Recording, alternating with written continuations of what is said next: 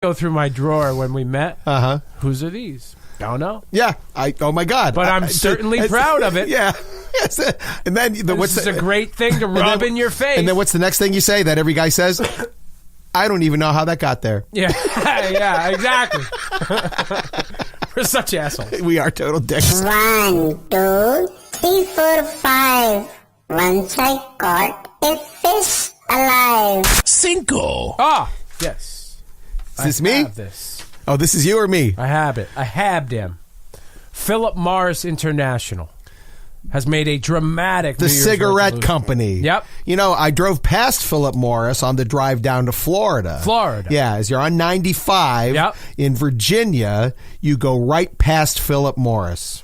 Yeah, they have the production facility there, right on the side of the highway. Yep. That big tower. That looks like a cigarette. With the Marlboro thing on the top. Exactly. Well, kind of makes you want to smoke when you drive past it. All of a sudden, you have like an urge for a cigarette. I'll get some cigarettes. Yeah, you know what? Let's go. Well, they're making a New Year's resolution, Philip Morris.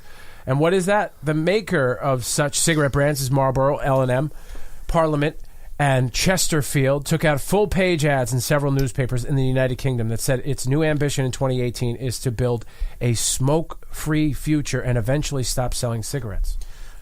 Now, this, at one point, was one of the most powerful companies in all of the United States of America. In the world. And then they passed a bunch of laws, and they're actually the ones behind the anti-smoking campaigns that you see all over television. Right, they decided that they had to police themselves. No, the government made them. Right, but now they've decided that they're going to police themselves because which means that they're trying the writing is on the wall. Well, that means they're trying to get away with something as well. Because I think what they're saying is, you know what, we'll keep an eye on ourselves. You look over there, we'll handle this, so they can get away with something. No, because no. I think because of the e-cigarettes, they're going to have to get into that. It's become such a popular thing, and that's what they said in their manifesto. They're going to focus more on e-cigarettes and heated tobacco products as smoke-free alternatives. By the way, to this day, I think that people who smoke the e-cigarettes and the vapes look like douchebags. You do. I did it for a while to try and get off cigarettes. I didn't want to tell you. And it worked, and I knew what I looked like. It's called the douche flute. Yeah, because you're carrying around this device that looks like it could be a microphone. It looks like it could be a taser. It could be anything. And it's not awesome. Yeah, no, it's not cool at all. And that's why everybody gets into cigarettes. To look cool. Yeah, absolutely. Which is sad. Yeah. But it's true. Most people start smoking when they're teenagers, when that's important to you.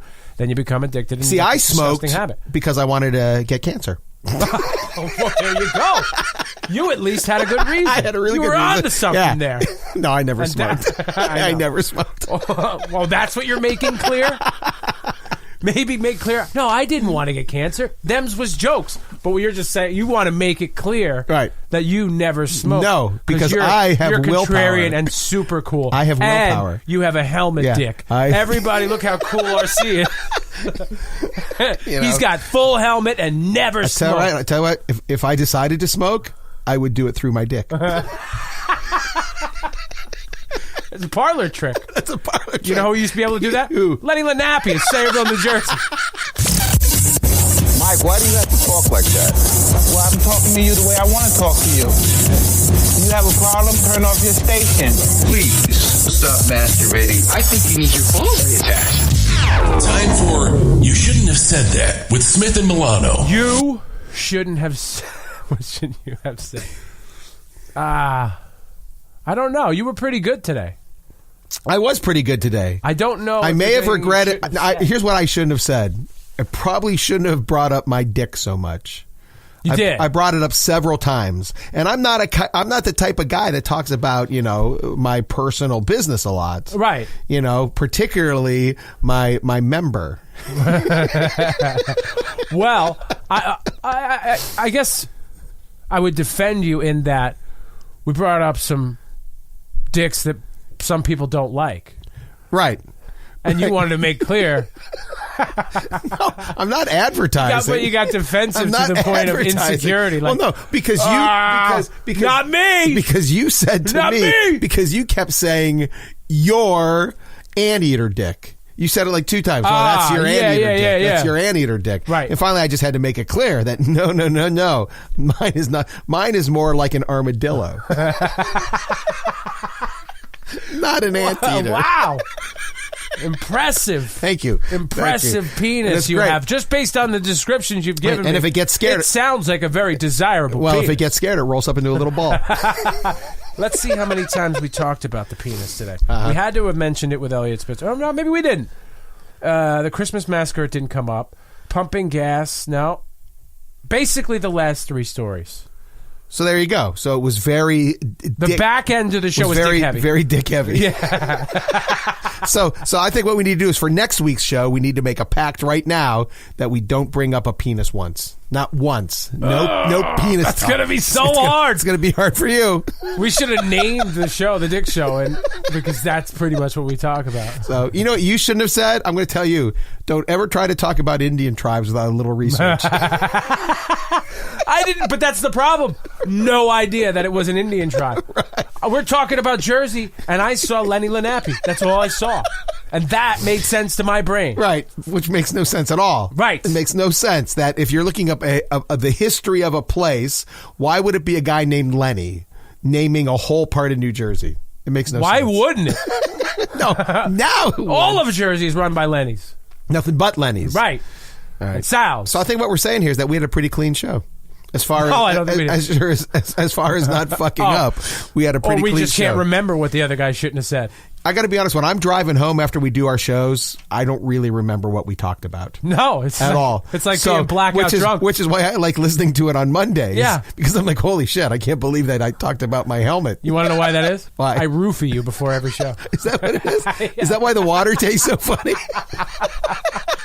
Let's tell everybody about our delicious, fantastic sponsors. Treehouse Comedy Productions, 34 years here in Connecticut. They got clubs in Westport, Windsor Locks, Branford, West Haven, Newtown, and soon, very soon, even as we speak, Danbury, Connecticut. Yeah, preemptive strike. I'm not playing any of those shows. Treehouse No. If you want to know where Lou won't be performing, Westport, Windsor Locks, Branford, West Haven, Newtown, and very soon not performing in Danbury. Well, no one would want me to play any of those places, but I know Brad, and I know because my listening audience is big for my radio show in Danbury specifically. And from past experiences, I used to do a lot of Danbury shows. Right. He'd grease my ego enough to make me feel like it was a good idea. But I'm old enough now to go, I don't think it is. I already have the Danbury room booked. Do you? Yeah, he already gave me a date for the Danbury room. Oh, man. We can't say where it is either, right? I don't know what it is. You don't remember offhand. where it is. I don't know where it is offhand. Okay. So, anyway, to find out where Lou's not performing, go to treehousecomedy.com or call the box office at 203-230-8700. January 13th, this Saturday in West Haven is the Treehouse Comedy Showcase. 8 comics hosted by Peaches Rodriguez.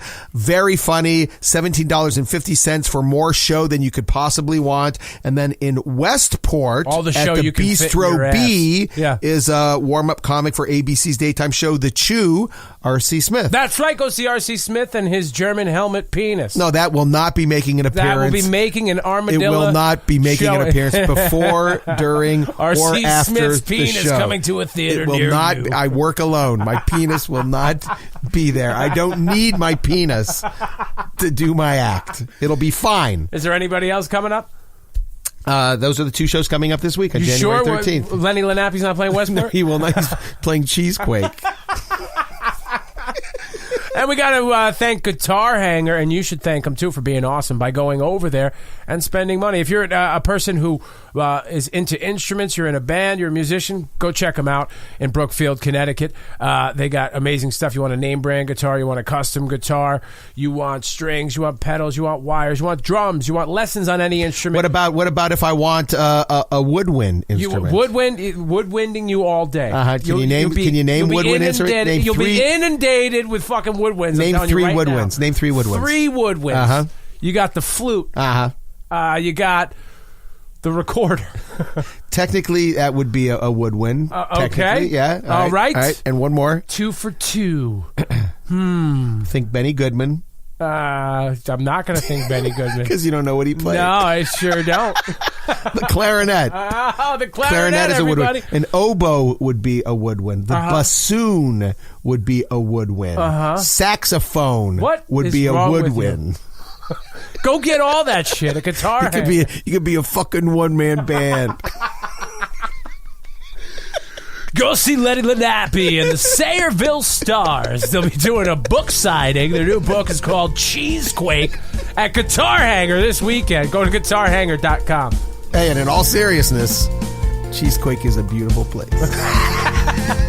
See you later, guys. This has been the Smith and Milano Podcast, brought to you by Treehouse Comedy Productions. Tune in every Monday with the boys on iTunes and Spreaker. Like Smith and Milano on Facebook, share, and subscribe. That was R.C. Smith and Lou Milano. Thanks for listening.